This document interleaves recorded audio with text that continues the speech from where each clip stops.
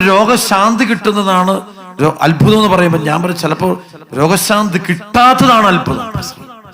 കാരണം ദൈവത്തിന്റെ പദ്ധതി എങ്ങനെ പോകുന്നു പറയാൻ സാധിക്കില്ല. ഒരാൾ കല്യാണ ആലോചന ഉറപ്പിച്ചു വെച്ചപ്പോണ്ട് പെട്ടെന്ന് എല്ലാം സമയമായി, ഒത്തുകല്യാണം തലേ ദിവസം കല്യാണം അങ്ങ് മാറിപ്പോയി. അപ്പോഴെല്ലാം പറയോ വലിയ അപകടം വന്നു, വലിയ കൊച്ചിന്റെ അത് പൈശാചത്തെ പിടിച്ചു, അത് ദൈവം എന്തോ.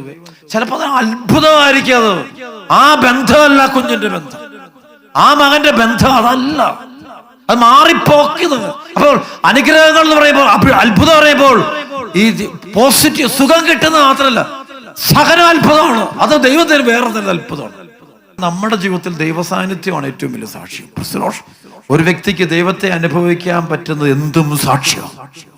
ചിലപ്പോൾ പോകുന്ന വഴിക്ക് ഒരു വണ്ടി ഒരു ആക്സിഡന്റ് വന്നു, അതാ അയ്യോ വലിയ പൈസ ആയിരിക്കണമെന്നില്ല, ദൈവം ആക്സിഡന്റ് കൊടുത്തായിരിക്കും. അപകടത്തിലൂടെ അവനെ രക്ഷിച്ചുകൊണ്ട് പോകും.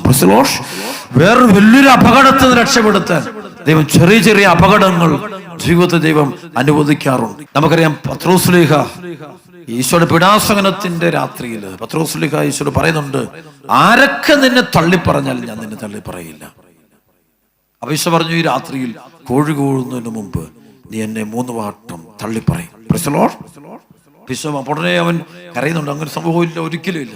പക്ഷെ ആ രാത്രിയിൽ ഈശോ അവൻ തള്ളിപ്പറയുന്നു കാണാൻ പറ്റും അല്ലേ. അപ്പൊ ഇത് സംഭവിക്കുന്നു ഈശോ അറിയുന്നു. ഹല്ലേലൂയ. അവനൊരു വീഴ്ച ഉണ്ടാകാൻ ആരനുവദിക്കുന്നു? ദൈവം അനുവദിക്കുന്നു. പത്രോസിനൊരു വീഴ്ച ഉണ്ടാകാൻ ദൈവം അനുവദിക്കുന്നു.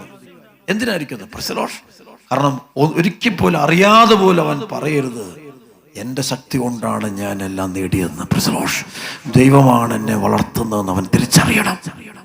നാളെ സഭയുടെ തലവനായി കഴിയുമ്പോൾ ചിലപ്പോൾ ദൈവത്തെ പോലും ഞാനാണ് വളർത്തി ഉണ്ടാക്കിയത്, ഞാനാണ് എല്ലാത്തിനും തലവൻ, ഞാനെല്ലാം നടത്തിയത്, എന്റെ കഴിവാണ്, എന്റെ ബുദ്ധി കൊണ്ടാണ് എല്ലാം നേടിയെന്ന് പറയാനുള്ള സാധ്യത അവനുണ്ട്. അപ്പൊ അതുകൊണ്ടുകൊണ്ട് ആ ഒരു അഹങ്കാരം ദൈവം എടുത്തു കളയാൻ വേണ്ടിയാണ് ആ രാത്രിയിൽ അവനൊരു കരയാൻ ദൈവം ഒരു അവസരം കൊടുക്കുന്നു. അവൻ ചങ്കു പൊട്ടിക്കരഞ്ഞു, കാരണം തള്ളിപ്പറയാൻ ദൈവം തന്നെ അനുവദിക്കുന്നു.